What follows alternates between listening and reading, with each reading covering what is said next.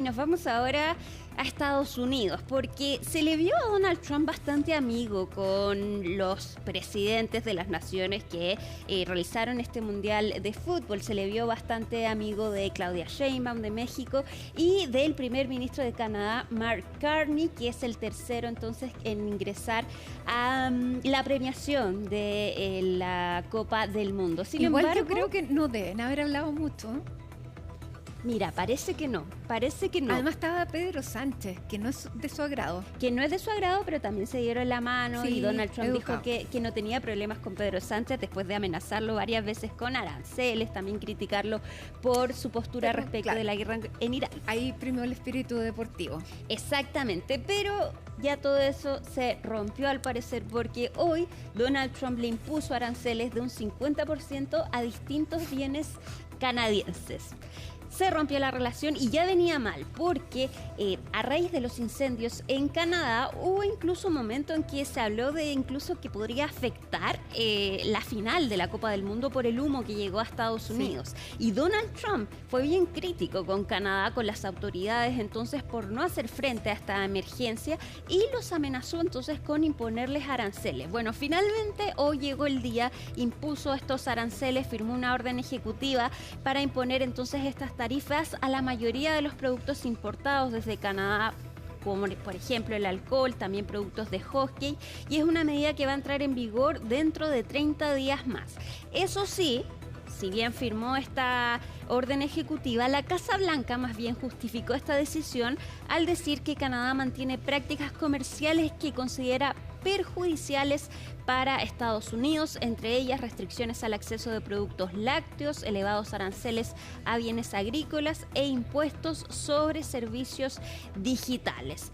Firma entonces esta orden ejecutiva, entra en vigor en 30 días más y vamos a ver si es que la va a poder mantener en el tiempo porque la Corte Suprema también le impuso un stop a estos aranceles que impuso Donald Trump y es por eso que él ha tenido que acudir a otras formas de imponer estas tarifas. También el fin de semana le impuso a Brasil aranceles, entonces sigue con estas medidas y desata nuevamente esta guerra comercial. Vamos a seguir hablando de Donald Trump y vamos a hablar de lo que está pasando en Medio Oriente, porque 3 soldados estadounidenses murieron en bases estadounidenses en Jordania y en Irak. Esto en medio entonces de la guerra que mantiene Estados Unidos frente a Irán. Ahí ustedes ven las imágenes de los soldados entonces que murieron en Jordania, en la base aérea estadounidense, jovencísimos. Tyler James Feehan, de 25 años, y Isabela González, de 19 años, bastante jóvenes entonces estos dos estadounidenses que murieron en Jordania, y se suma un tercero que murió entonces en Irak. Donald Trump prometió represalias en contra de Irán tras la muerte de estos soldados estadounidenses, y más aún, Estados Unidos está enviando más aviones a Medio Oriente ante entonces el creciente temor de que este conflicto regional se prolongue una vez más. Escuchemos lo que dijo el presidente de los Estados Unidos. Bueno, nos sentimos muy mal, pero ya saben, esas grandes personas, esos grandes patriotas luchan para que Irán no pueda tener un arma nuclear. Irán ha sufrido daños muy graves, lo han perdido casi todo militarmente, les queda muy poco, tienen algunos misiles, tienen algunos drones, tienen algo de capacidad de fabricación, pero no mucho. Nosotros controlamos el estrecho, ellos no controlan nada, así que veremos qué pasa. Pero esta noche les volvimos a dar un buen golpe y lo hicimos en honor a los probablemente sean tres en lugar de 2 grandes patriotas.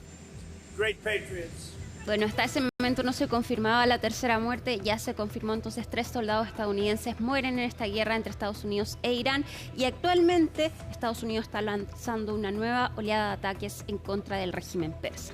Vamos a cambiar de tema y nos vamos ahora a Nueva York, porque el alcalde de esta ciudad, Zohran Mamdani, hizo una entrevista en un podcast con The New York Times, donde dijo que está analizando el detener o arrestar al primer ministro de Israel, Benjamín Netanyahu, cuando visite la Asamblea General de las Naciones Unidas en septiembre, que se realiza en Nueva York.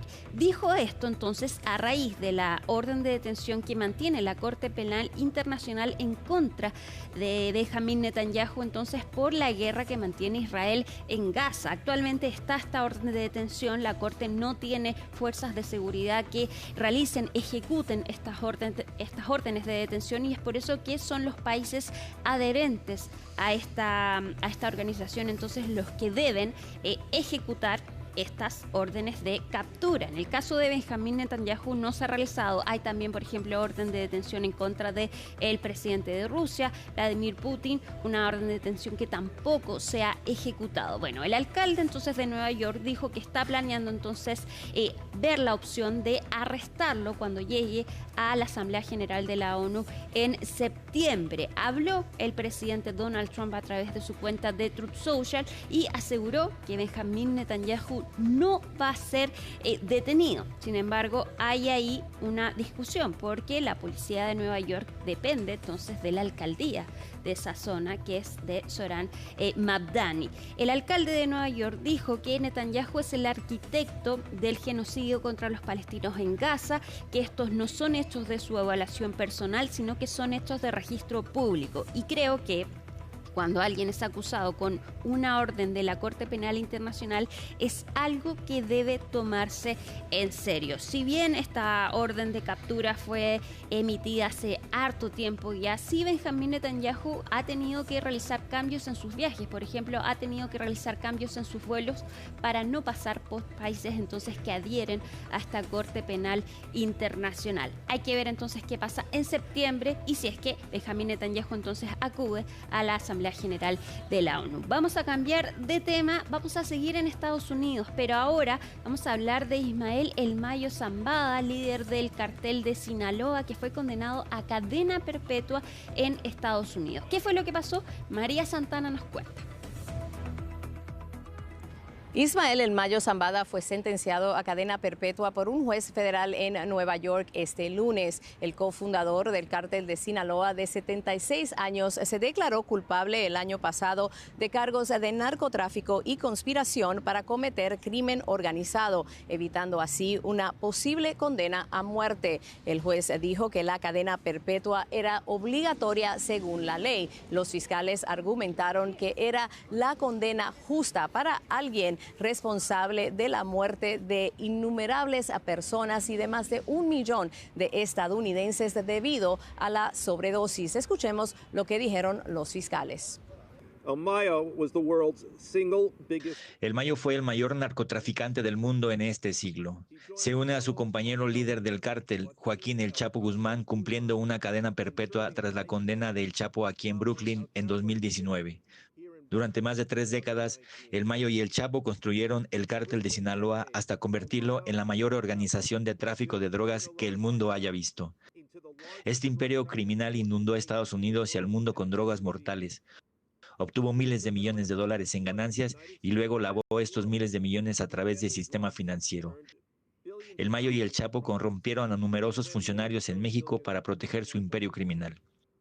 Y cuando la corrupción no funcionaba, utilizaban una violencia horrible, incluyendo tortura, secuestro y asesinato. Y antes de conocer su sentencia, Zambada se dirigió a la corte diciendo que él toma plena responsabilidad por sus acciones, que sabe que lo que hizo estuvo mal y que causó mucho daño a muchas familias y comunidades. También instó a los jóvenes a no seguir su mismo camino, ya que dice que la violencia y las drogas solo llevan a la cárcel o a la muerte. Ahora el juez tiene que hacer una recomendación al Buró de Prisiones sobre dónde Zambada va a pasar el resto de su vida. El abogado de Zambada, Frank Pérez, argumentó que debido a sus condiciones médicas debería ser enviado a una prisión donde pueda ser tratado por esas enfermedades. El juez dijo que tomará eso en consideración, ya que Zambada, dijo el juez, le ahorró tiempo, dinero y recursos al gobierno estadounidense al declararse culpable y no ir a un juicio prolongado. María Santana, CNN, Nueva York.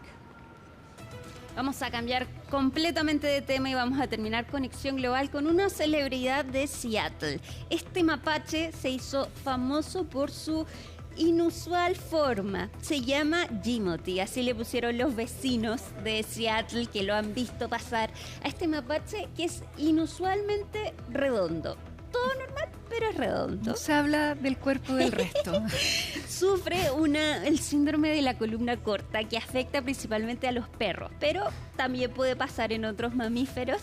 Vive su vida con normalidad, pero su columna es más corta y eso lo hace ver redondo. Se ha vuelto una celebridad entonces en las redes sociales en Seattle. Sí, le pusieron Jimothy de Raccoon, entonces lo pueden buscar ahí en Instagram si quieren ver más videos entonces de Jimothy. Está todo bien, solo que es distinto. Solo que es distinto. Bueno, los mapaches tienen grandes habilidades con las manitos. Pueden ¿sí? Abrir, bueno, lo que también puede ser un problema porque abren los tarros de basura, abren puertas, abren muchas cosas. Bueno, y, en eso está. En eso está. Bueno. Ya, bien amoroso Timothy. Nos vamos entonces con él. Hoy día tuvimos a Timothy y a la otra celebridad Larry, que es Larry. Sí. Que no sabía lo célebre que podía ser Larry. Para que veas. Sí, casi condecorado por el rey. Bien. Tal cual. El más estable en Downing Street. Muchísimas gracias, Alicia. Con Alicia entonces nos vamos a la pausa, la última en Hoy es Noticia, para volver con todas las noticias del último día de este Mundial de América 2026 junto a Nicolás Cavargas.